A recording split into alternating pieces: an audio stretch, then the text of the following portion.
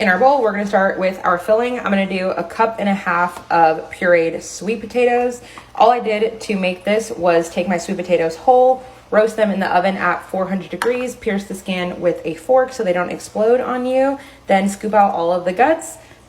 Then we're gonna add 3/4 cup of some white sugar, about 1/8 teaspoon of some salt, teaspoon of vanilla, 1/4 teaspoon of nutmeg, 1/4 teaspoon of cinnamon.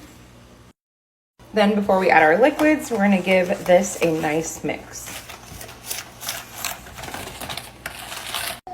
Once you have that mixed, you can add 2 eggs. Then give it a mix once again, crack your yolk so it incorporates easier. Now we can add in our liquids. I went ahead and melted them on the stove so they're a bit warm, so I don't want to scramble our eggs, so we're gonna mix it in slowly and we're gonna continue to whisk as we add them in. I'm adding 1/4 cup of milk and 4 tablespoons of melted butter.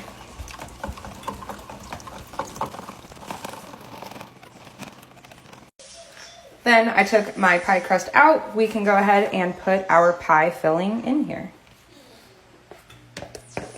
Once you have your filling, I like to go ahead and smooth out the top because the same way it goes in is the same way it's going to bake. Now we can go ahead and put it in at 350 for 55 minutes. Then this is what you're left with.